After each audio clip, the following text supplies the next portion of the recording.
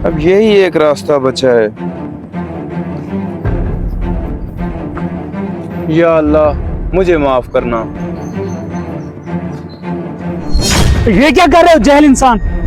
मस्जिद का गला तोड़ रहे हो, शर्म नहीं आती तुम्हें? सर साहब, ये तो चौधरी साहब के मुलाजिम है। अच्छा, तो ऐसा करो, इसको ले चलो चौधरी साहब के पास।